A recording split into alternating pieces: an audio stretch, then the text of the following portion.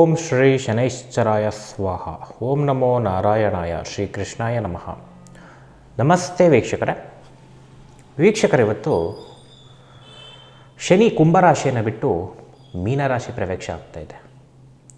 29ನೇ ತಾರೀಕು ಮಾರ್ಚಿಗೆ ಪ್ರವೇಶ ಆದರೆ 2027ನೇ ಇಸ್ವಿ ಜೂನ್ 3ನೇ ತಾರೀಕು ಗಂಟನೂ ಕೂಡ ಶನಿ ಮೀನರಾಶಿನಲ್ಲಿ ಫಲ ಕೊಡ್ತಾನೆ. ಸೊ ಮೇಯ್ನಾಗಿ ಮೀನರಾಶಿ ಪ್ರವೇಶ ಆಗಿರೋದ್ರಿಂದ ಮೀನರಾಶಿಯವರು ಎಸ್ಪೆಷಲಿ ನನಗೆ ಸಾಡೆ ಸಾತಿ ಬಂದ್ಬಿಡ್ತು, ಹಂಗಾಗ್ಬಿಡುತ್ತೆ ಹಿಂಗಾಗ್ಬಿಡುತ್ತೆ, ಎದುರೋ ಅವಶ್ಯಕತೆ ಇಲ್ಲ. ಯಾವ ಸಾಡೆ ಸಾತಿನೂ ಪರಿಸ್ಥಿತಿಗಳಿಗೆ, ಅರ್ಥ ಮಾಡ್ಕೊಳ್ಳಿ, ಪರಿಸ್ಥಿತಿಗಳಿಗೆ ಅಪ್ಲೈನೇ ಆಗಲ್ಲ. That is secret in astrology. ಹಾಗಾದರೆ ಏನಕ್ಕೆ ಅಪ್ಲೈ ಆಗುತ್ತೆ ಸಾಡೆ ಸಾತಿ? ಮನಸ್ಥಿತಿ. ಯಾರೋ ನಂಗೆ ಅವಮಾನ ಮಾಡಿದರು, ಯಾರೋ ನನ್ನ ಆರೋಪ ಮಾಡ್ತಾ ಇದ್ದಾರೆ, ಸುಮ್ಮನೆ ಬೈತಾ ಇದ್ದಾರೆ ನನ್ನ. ಇಷ್ಟೇ ಸಾಡೆ ಸಾತಿ ಅಂದರೆ ಮೈಂಡಲ್ಲಿ ಹಿಡ್ಕೊಂಬಿಡಿ. ಸರ್ ಸಾಡೆ ಸಾತಿ ಬಂದ್ಬಿಡ್ತು, ನಂಗೆ ಜಾಬಿಗೆ ಏನಾದರೂ ಪ್ರಾಬ್ಲಮ್ ಆಗಿಬಿಡುತ್ತಾ? ಮದುವೆ ಹುಡುಕ್ತಾ ಇದ್ದೀನಿ, ಮದುವೆ ಏನಾರು ಆಗಲ್ವಾ? ಅದೇನು ಪ್ರಾಬ್ಲಮ್ ಇಲ್ಲ. ಜಾಬಿಂದ ಏನಾರು ಕಿತ್ತಾಕ್ಬಿಡ್ತಾರಾ? ಹೆಲ್ತ್ ಏನಾರು ಕೆಟ್ಬಿಟ್ರೆ? ಸಾಡೆ ಸಾತಿಯಿಂದ ಇದು ಯಾವುದು ಮ್ಯಾಚ್ ಆಗಲ್ಲ. ಇದು ಲಗ್ನಕ್ಕೆ ಮ್ಯಾಚ್ ಆಗ್ತಕ್ಕಂಥದ್ದು. ನಿಮ್ಮದು ಮೀನ ಲಗ್ನ ಆಗಿದ್ದರೆ ನಾನು ಹೇಳ್ತಕ್ಕಂಥ ಫಲ, ಅದು ಗೋಚಾರ ಫಲ 30% ಅಪ್ಲೈ ಆಗುತ್ತೆ. ಆ ಮೀನ ಲಗ್ನ ಆಗಿದ್ದು ದಶಾ ಭುಕ್ತಿ ಅಂತರ್ಭುಕ್ತಿನಲ್ಲಿ ಶನಿ ನಿಮಗೆ ನಡೀತಾ ಇದ್ದರೆ ನಾನು ಹೇಳ್ತಕ್ಕಂಥದ್ದು ತುಂಬಾ ಸ್ಟ್ರಾಂಗಾಗಿ ಅಪ್ಲೈ ಆಗುತ್ತೆ. ಎಲ್ಲೂ ಶನಿ ನಿಮಗೆ ನಡೀತಾ ಇಲ್ಲ ಜಾತಕದಲ್ಲಿ, ನಾನು ಹೇಳೋದು ಏನೂ ಅಪ್ಲೈ ಆಗಲ್ಲ. ಸರ್ ನನ್ನದು ಮೀನರಾಶಿ ಸಾಡೆ ಸಾತಿ ಅಪ್ಲೈ ಆಗಿಬಿಡುತ್ತಾ? ಯಾರು ಭಯ ಪಡ್ಕೋತೀರಾ, ಈ ಥರ ಎದ್ರಿಕೋತೀರಾ? ನಿಮಗೆ ದೇವ್ರು ಬಿಡಲ್ಲ. ನಿಮಗೆ ಕಷ್ಟಗಳು ಕೊಡ್ತಾನೇ ಇರೋದೇ ಕೆಲಸ ದೇವ್ರದ್ದು. ದೇವ್ರು ಯಾವತ್ತೂ ನೋಡಿ ಕೆಟ್ಟದ್ದು ಮಾಡೋಕ್ಕೆ ಇಷ್ಟಪಡಲ್ಲ. ಮನುಷ್ಯನ ಮನಸ್ಸಿನ ಭಾವನೆ ನೋಡ್ತಾನೆ ಭಗವಂತ ಯಾವತ್ತು, ಅದ್ರ ತಕ್ಕಂತೆ ಫಲ. ಈಗ ಸಾಡೆ ಸಾತಿ ಏನಕ್ಕೆ ಕೊಟ್ಟಿದ್ದಾನೆ ಭಗವಂತ ಅಂತ ತಿಳ್ಕೊಳ್ದೇನೆ ನಾವು ಭಯ ಪಡ್ಕೊಂಡು ಎದುರ್ಕೊಂಡಾಗ ಅಲ್ಲಿ ಕೆಟ್ಟದ್ದೇ ಆಗುತ್ತೆ ಅಂತ ಶಾಸ್ತ್ರದಲ್ಲಿ ಹೇಳಿದ್ದಾರೆ. ಏಕೆಂದರೆ ಸಾಡೆ ಸಾತಿನ ವರದ ರೂಪದಲ್ಲಿ ಕೊಟ್ಟಿರ್ತಕ್ಕಂಥದ್ದು ಭಗವಂತ. ವರ ಒಬ್ಬ ಮನುಷ್ಯನಿಗೆ ಯಾವುದೋ ಜನ್ಮದ್ದು ದೊಡ್ಡ ಪಾಪಗಳು, ಏನೋ ಆಕ್ಸಿಡೆಂಟ್ ಆಗಬೇಕು ಅಂತ ಇರುತ್ತೆ, ಘನಘೋರವಾಗಿ ಸಾಯಬೇಕು ಅಂತ ಇರುತ್ತೆ. ಈ ಸಾಡೆ ಸಾತಿನಲ್ಲಿ ಮನಸ್ಥಿತಿಗೆ ಫಲ ಅಂತ ಹೇಳಿದ್ದೀವಲ್ವ, ಆರೋಪ ಅವಮಾನ ಅದು ಇದು ಎಕ್ಸೆಟ್ರಾ ಬಂದರೆ ತಡ್ಕೊಂಡವನಿಗೆ ಅದನ್ನು ಎಕ್ಸಿಟ್ ಮಾಡ್ತೀನಿ ಅಂತ ಹೇಳಿದ್ದಾನೆ ದೇವರು ಶಾಸ್ತ್ರದಲ್ಲಿ. ತಡ್ಕೊಳ್ಳಿಲ್ಲ, ಎದುರಿಕೊಂಡ್ರಿ, ನಿಮಗೆ ತಗೊಳ್ಳಿ ಅಂತಲೇ ಕೊಡೋದು. That is Sade Sati effect. But ಲಗ್ನಕ್ಕೆ ಇದು ಯಾವುದೂ ಫಲ ಬರಲ್ಲ.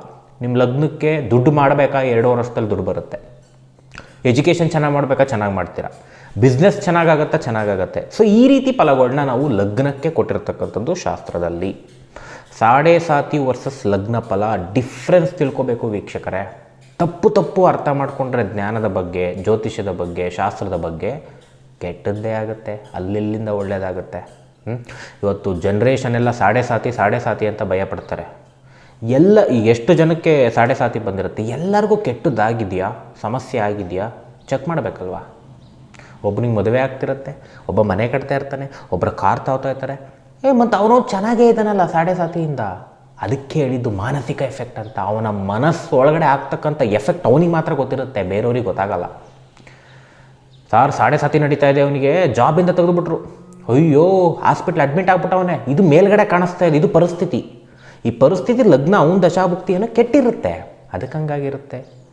ದಯವಿಟ್ಟು ಮೈಂಡ್ಗೆ ಹಾಕೋಬೇಡಿ. ಇವಾಗಲೇ ಹೇಳಿದ್ದೀನಿ, ಯಾರಿಗಾದರೂ ಕೆಟ್ಟದ್ದು ಮಾಡ್ಕೊಳ್ಳೋ ಆಸೆ ಇದ್ದರೆ ಸಾಡೆ ಸಾತಿ ನನಗೆ ಬಂದುಬಿಟ್ಟಿದೆ ಅಂತ ಅಪ್ಲೈ ಮಾಡ್ಕೊಳ್ಳಿ, ಸಾಕು. ಅಷ್ಟೇ ಸಾಕು. ದೇವ್ರಿಗೆ ನಿಮಗೆ ಕೊಟ್ಟು ಮಾಡ್ತಾನೆ ಸಮಸ್ಯೆಗಳನ್ನ. ಅವಾಗ ಪರಿಸ್ಥಿತಿ ಮ್ಯಾಟ್ರ್ ಆಗುತ್ತೆ.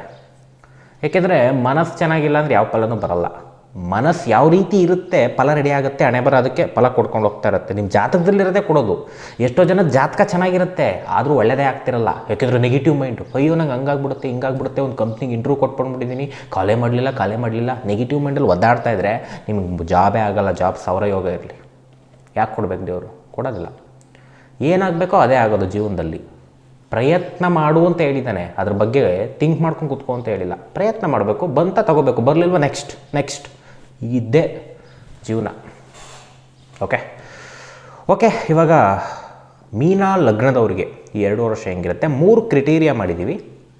3 ಕ್ರಿಟೀರಿಯಾದಲ್ಲಿ ಡೇಟ್ಸ್ ಹೇಳ್ತೀನಿ, ಪೆನ್ನು ಪೇಪರ್ ತಗೊಂಡು ಬರ್ಕೊಳ್ಳಿ.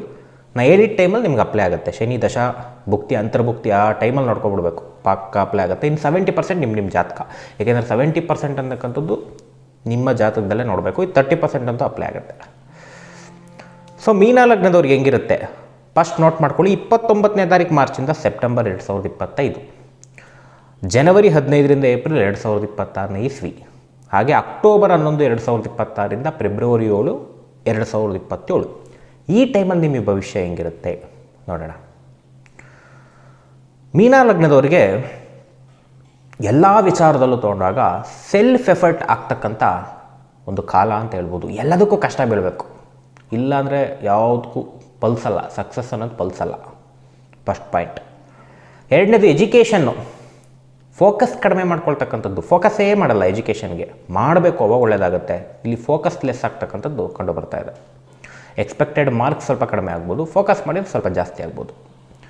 ಜಾಬಲ್ಲಿರ್ತಕ್ಕಂಥವ್ರಿಗೆ ಸ್ವಲ್ಪ ಕಿರಿಕಿರಿ, ಪ್ರೆಷರ್ ಜಾಸ್ತಿ ಆಗುತ್ತೆ. ತನಗೆ ತಾನೇ ಮಾಡ್ಕೊಳ್ತಕ್ಕಂಥದ್ದು, ಇವ್ರು ನಂಗೆ ಕೊಡ್ತಾಯಿದ್ದಾರೆ, ಹಂಗೆ ಕೊಡ್ತಾಯಿದ್ದಾರೆ, ಕಂಪ್ನಿನೇ ಚೇಂಜ್ ಮಾಡಕ್ಕೆ ಹಂಗೆ ಹಿಂಗೆ. ಸೊ ಅಹಂಕಾರ ಜಾಸ್ತಿ ಆಗ್ತಕ್ಕಂಥದ್ದು ಕೆಲಸದ ವಿಚಾರದಲ್ಲಿ ಸ್ವಲ್ಪ ಕಡಿಮೆ ಮಾಡ್ಕೋಬೇಕು. ಇಲ್ಲಾಂದರೆ ಶನಿ ಗುಮ್ತನ ಹಾಕ್ಕೊಂಡು ಮಾಡ್ತೀಯ ಅಹಂಕಾರ ಅಂದ್ಬಿಟ್ಟು ಜಾಬ್ನೇ ತೆಗೆದು ಬಿಸಾಕ್ಬೋದು. ಹುಷಾರಾಗಿರಿ. ಸೆಲ್ಫ್ ಎಫರ್ಟ್ ಹಾಕಿ ಅಂತ ಬಂದಿದೆ. ಯಾರ ಹತ್ರನೂ ಜಗಳ ಆಡೋಕ್ಕೆ ಹೋಗ್ಬೇಡಿ. ಜಗಳದ ಸಿಚುವೇಶನ್ಸ್ ಜಾಸ್ತಿ ಬರುತ್ತೆ ಜಾಬಲ್ಲಿ. ಹುಷಾರಾಗಿದ್ದರೆ ಒಳ್ಳೆಯದಾಗ್ಬಿಡುತ್ತೆ, ಯಾಕೆಂದರೆ 11ನೇ ಮನೆಯೂ ಆ್ಯಡ್ ಆಗಿದೆ, ಎಕ್ಸಲೆಂಟ್ ಆಗಿರ್ತಕ್ಕಂಥದ್ದು. ಸೊ ಹಾಗೆ ವಿದೇಶಕ್ಕೆ ಹೋಗೋರಿಗೆ ಒಳ್ಳೆ ಟೈಮು.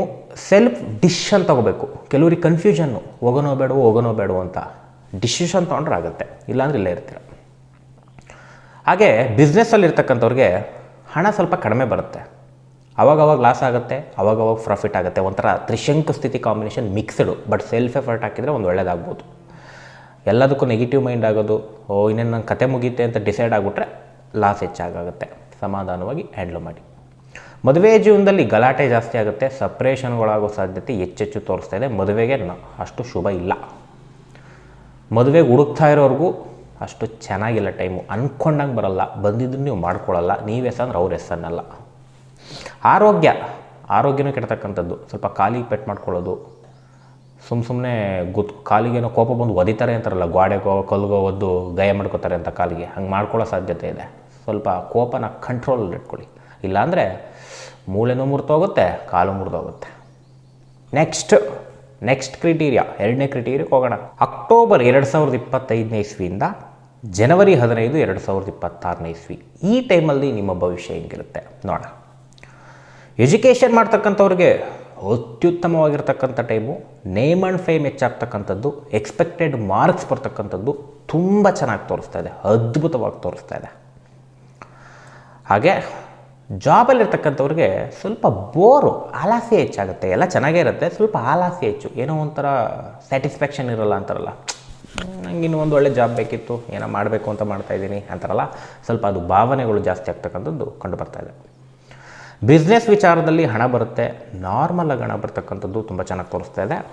ಎಕ್ಸಲೆಂಟಾಗಿ ಬರಲ್ಲ, ಬಟ್ ರಿಯಲ್ ಎಸ್ಟೇಟ್ ಮಾಡೋರಿಗೆ, ಕನ್ಸಲ್ಟೆಂಟ್ ಮಾಡೋರಿಗೆ, ಟೀಚಿಂಗ್ ಮಾಡೋರಿಗೆ, ರೋಡ್ ಕಾಂಟ್ರಾಕ್ಟ್, ಸಿವಿಲ್ ವರ್ಕ್ಸ್ ಮಾಡೋರಿಗೆ ಎಕ್ಸಲೆಂಟ್ ಲಾಭ. ಹಾಗೆ ಮದುವೆ ಜೀವನದಲ್ಲಿ ಪ್ರೀತಿ ಕಡಿಮೆ ಆಗಿಬಿಡುತ್ತೆ, ಸಮಸ್ಯೆಗಳು ಹೆಚ್ಚು, ಸ್ವಲ್ಪ ಈಗೋ ಕ್ಲಾಶ್ ಹೆಚ್ಚು. ಪ್ರೀತಿ ಇಲ್ಲ ಅಂತಲೇ ಒದ್ದಾಡ್ತಕ್ಕಂಥದ್ದು, ಅಥವಾ ಅತ್ತೆಯಿಂದ ಸಮಸ್ಯೆ ಆಗಿಬಿಡುತ್ತೆ. ಕೆಲವೊಂದು ಅತ್ತೆಯಿಂದ ಸಮಸ್ಯೆ, ಹುಷಾರಾಗಿರಿ, ಮೇಂಟೈನ್ ಮಾಡ್ಕೊಳ್ಳಿ. ಮದುವೆಗೆ ಹುಡುಕ್ತಾ ಇದ್ದರೆ ಕರೆಕ್ಟಾಗಿ ಸೆಟ್ ಆಗಲ್ಲ, ಇಷ್ಟ ಆಗೋದು ಯಾವುದೂ ಬರಲ್ಲ, ಯಾವ್ದು ನೋಡಿದರೂ ಬೋರೆ, ಆ ರೀತಿ ಒಂದು ಕಾಂಬಿನೇಷನ್ ತೋರಿಸ್ತಾ ಇದೆ. ಮನೆ ಕಟ್ಟೋರಿಗೆ ಸೂಪರ್ ಟೈಮ್ ಅಂತ ಹೇಳ್ಬೋದು. ನಾನು ಮನೆ ಕಟ್ಟಬೇಕು ಸರ್ ಈ ಟೈಮಲ್ಲಿ ಅಂದರೆ ಎಕ್ಸಲೆಂಟ್ ಟೈಮ್. ಜಮೀನು ತೊಗೋಬೇಕು, ಸೈಟ್ ತೊಗೋಬೇಕು, ಬೈಕ್ ತೊಗೋಬೇಕು, ಕಾರ್ ತೊಗೋಬೇಕು, any one properties, excellent time. ಆರೋಗ್ಯ ಅಷ್ಟು ಚೆನ್ನಾಗಿಲ್ಲ, ಆರೋಗ್ಯ ಬಹಳ ವೀಕ್ ಆಗಿರ್ತಕ್ಕಂಥದ್ದು ತೋರಿಸ್ತಾ ಇದೆ. ಬ್ಯಾಕ್ ಪೇಯ್ನ್ ಹೆಚ್ಚಾಗ್ಬೋದು, ಮೈಕೈ ನೋವು ಹೆಚ್ಚಾಗ್ಬೋದು, ಕಾಲು ನೋವು ಹೆಚ್ಚಾಗ್ಬೋದು, ಸ್ವಲ್ಪ ರೋಗ ಬಾಧೆ ಕಾಡ್ತಕ್ಕಂಥದ್ದು ಈ ಟೈಮಲ್ಲಿ ತೋರಿಸ್ತಾ ಇದೆ. ಅದಕ್ಕೆ ಮೆಡಿಸಿನ್ನು ಸಿಗುತ್ತೆ. ಇಷ್ಟು ಎರಡನೇ ಕ್ರೈಟೀರಿಯಾ. ನೆಕ್ಸ್ಟ್ ಹಾಗೆ ಮೂರನೇ ಕ್ರೈಟೀರಿಯಾಕ್ಕೆ ಹೋಗೋಣ. 2026ನೇ ಇಸ್ವಿ ಮೇಯಿಂದ ಅಕ್ಟೋಬರ್ 10, ಹಾಗೆ ಎರಡನೇ ಡೇಟು ಫೆಬ್ರವರಿ 8ರಿಂದ ಜೂನ್ 3, 2027ನೇ ಇಸ್ವಿ. ಈ ಟೈಮಲ್ಲಿ ನಿಮ್ಮ ಭವಿಷ್ಯ ಹೆಂಗಿರುತ್ತೆ? ಸ್ವಲ್ಪ ಚೇಂಜಸ್ ಆಗ್ತಾ ಇರುತ್ತೆ.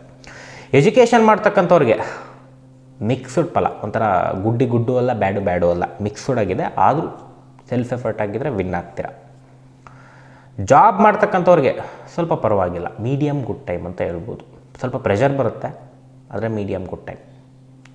ಬಿಸ್ನೆಸ್ ಮಾಡೋರಿಗೆ ಹಣ ರೊಟೇಷನ್ ತುಂಬ ಚೆನ್ನಾಗಾಗುತ್ತೆ, ಸೆಲ್ಫ್ ಎಫರ್ಟ್ ಜಾಸ್ತಿ ಹಾಕಿ. ಕ್ಲೈಂಟ್ಸು ಕೂಡ ಜಾಸ್ತಿ ಆಗ್ತಾರೆ ಈ ಟೈಮಲ್ಲಿ. ಮದುವೆ ಜೀವನದಲ್ಲಿ ಮದುವೆ ಸೆಟ್ ಆಗ್ತಕ್ಕಂಥದ್ದು ತೋರಿಸ್ತಾ ಇದೆ. ಮದುವೆ ಫಿಕ್ಸ್ ಆಗ್ತಕ್ಕಂಥದ್ದು ಅದ್ಭುತವಾಗಿರ್ತಕ್ಕಂಥ ಟೈಮು. ಮದುವೆ ಜೀವನದಲ್ಲೂ ಸಮಸ್ಯೆ ಇದ್ದರೆ ಕಡಿಮೆ ಆಗುತ್ತೆ. ಸಣ್ಣ ಪುಟ್ಟ ಸಮಸ್ಯೆಗಳು ಬರುತ್ತೆ, ಈ ಟೈಮಲ್ಲಿ ಮ್ಯಾನೇಜ್ ಮಾಡ್ಕೊಳ್ಳಿ. ಆರೋಗ್ಯ ಸ್ವಲ್ಪ ಕೆಟ್ಟೋಗ್ತಕ್ಕಂಥದ್ದು, ಆರೋಗ್ಯ ಇಲ್ಲೂ ಕೂಡ ಚೆನ್ನಾಗಿಲ್ಲ. ಸ್ವಲ್ಪ ಸ್ಕಿನ್ ಡಿಸೀಸು, ನರಗಳ ಸಮಸ್ಯೆ ಯಾರಿಗಾರು ಇದ್ದರೆ ಜಾಸ್ತಿ ಆಗಿಬಿಡುತ್ತೆ. ಬ್ರೈನ್ ಪ್ರಾಬ್ಲಮ್ ಇದ್ದರೆ ಜಾಸ್ತಿ ಆಗುತ್ತೆ. ತಲೆನೋವು ಸ್ವಲ್ಪ ಹೆಚ್ಚಾಗ್ಬೋದು. ಮನೆ ಕಟ್ಟೋರಿಗೆ ಇಲ್ಲೂ ಕೂಡ ಗುಡ್ ಟೈಮ್. ವೆಹಿಕಲ್, ಪ್ರಾಪರ್ಟೀಸ್ ಏನಾದರೂ ಬೈ ಮಾಡ್ತೀರಾ ಅಂದರೆ ವೆರಿ ಎಕ್ಸಲೆಂಟ್ ಟೈಮ್. ಶನಿ ಇನ್ನು ಮೀನ ರಾಶಿ, ಮೀನ ಲಗ್ನ.